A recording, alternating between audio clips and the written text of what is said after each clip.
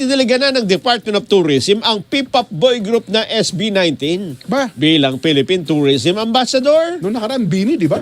Ah, ganun ba? Oh, Bini noong nakaraan. Opo, mga kababayan. Inanunsyo na ng DOT bago ang kanilang debut performance sa Lollapalooza stage sa Chicago, USA.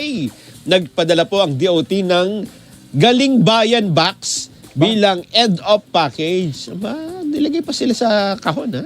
Balik bayan Una yan. nang sinabi ni Tourism Chief Dita Angara Matay na dalawang P-pop groups ang itatalaga bilang tourism ambassador.